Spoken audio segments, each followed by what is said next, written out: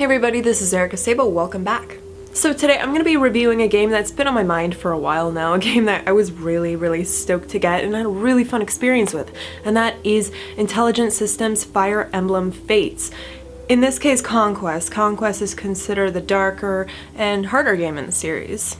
So as a quick side note before I start my review, I played the game initially on Classic Hard, and I eventually transitioned into Classic Normal after a very frustrating incident with Invasion Mode and Chapter 10.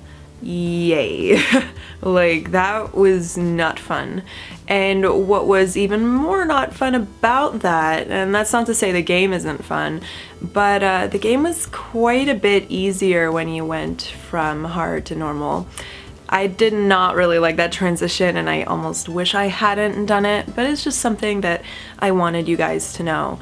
Permadeath is a must for me. That's just a must because that helps me value my allies that much more. That all said, this has got to be one of my favorite strategy JRPGs thanks to its tight and complex battle system. It's funny how a bit of speed can really change how combat feels and, in a way, create more tension in its urgency. I still feel that earlier games in the series have a richer combat system, but the varying natures between games also gives us a chance to appreciate each for their own merits. Now do keep in mind, Fire Emblem's system is not perfect. In Conquest, it's not. It can be really sloppy sometimes, and sometimes it's not always gonna seem that fair. Level scaling can be cumbersome considering how a bit of bad luck can turn a promising team into a weak one in terms of the stat boosts you get as you level up.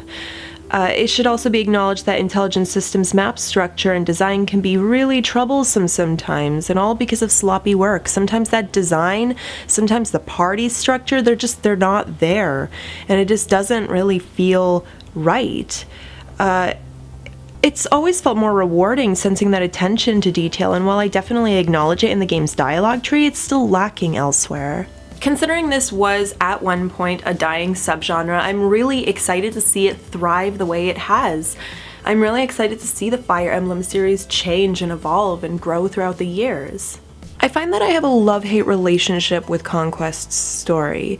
I want to say this is a spoiler, but it's so obvious to both sides that King Garen is our main villain, yet the Nor Kingdom is so oblivious of all of this. Conquest does have its twists and engaging character dynamics though, and those pieces of story are really what brings it all together.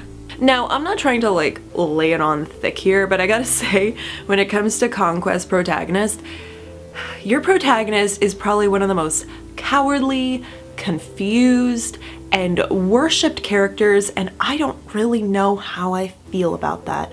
It's also kind of weird how you and your allies both, as calamity ensues, you'll just be like, but this is what Father wanted. Or, I don't want to be evil, Father. Or something along those lines. And despite trying to defy the king, they're not really defying the king because something, I don't know.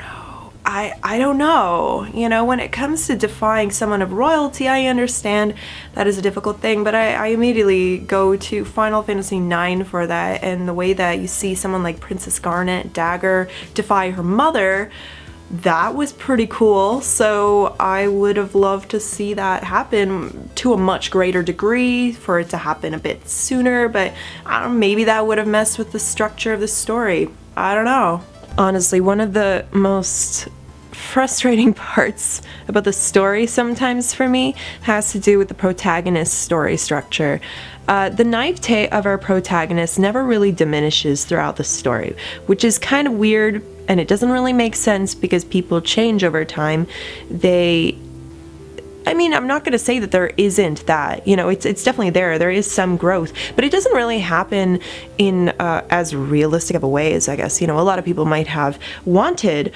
No matter how sheltered you are or how sheltered your protagonist is, it doesn't mean that there isn't going to be that growth, and there's definitely times in there where there are choices or there are things that are made in the story that just don't feel believable.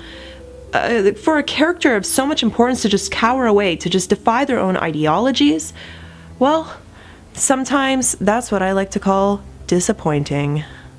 The story breaks immersion despite starting so strong. It's kind of a shame considering that I really wanted to feel connected to my character and really relish the complexities of, its moral ambiguities. That's one of the coolest part about this game is the fact that there are these moral ambiguities involved.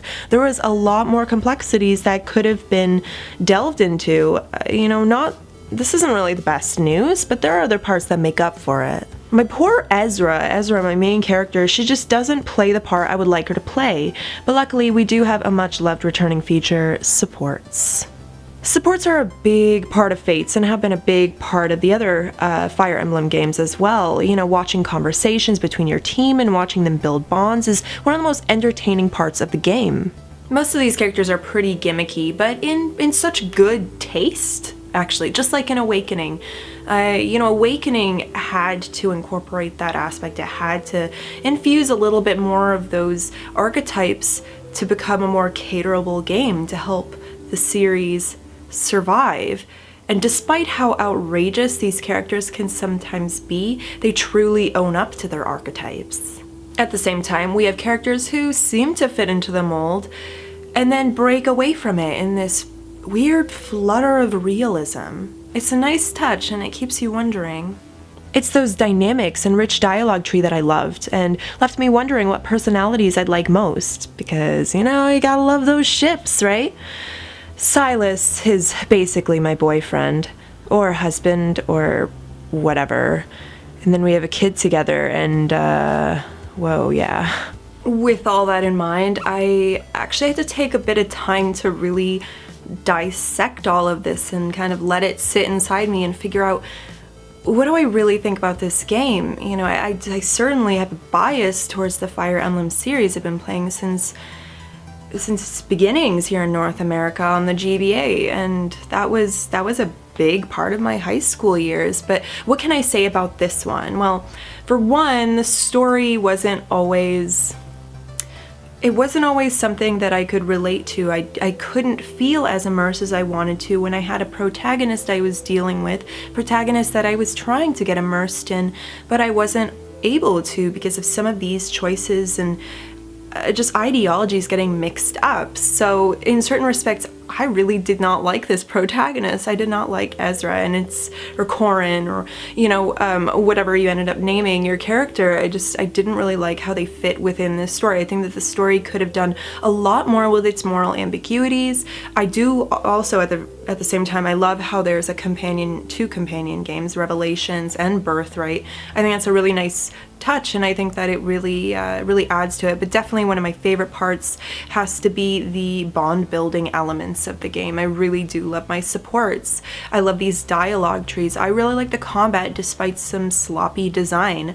Overall, I really did enjoy the game, and for a strategy JRPG to be able to do some of these things to me, even if flawed, that's okay. In my mind, that is okay, and it's still a very strong contender within this genre. I don't know, in comparison to Awakening, I still think that I like this one better because I like the idea of this story more.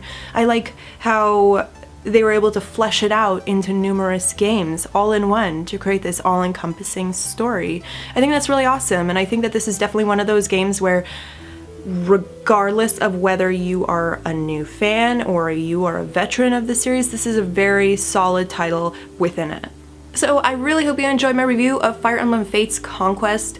I really enjoyed this game despite some of these difficulties, not just difficulties in terms of being on hard mode or permadeath, but as a game, it definitely had its moments that I could see being improved upon, but overall I really enjoyed it. And I want to thank Nintendo for providing me with the game. That was really awesome. I'm really happy I'm able to do a review for it here for all of you. So yeah, I hope this helped. If you have any questions or comments about the game, leave them below in the comments, and maybe we can discuss some things that you're interested in talking about, or things that might have bothered you about the game, or things that you really liked, or people you may have shipped, because that's always fun too, right?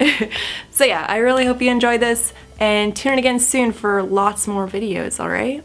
Please like, comment, and subscribe, and I'll see y'all later. Peace.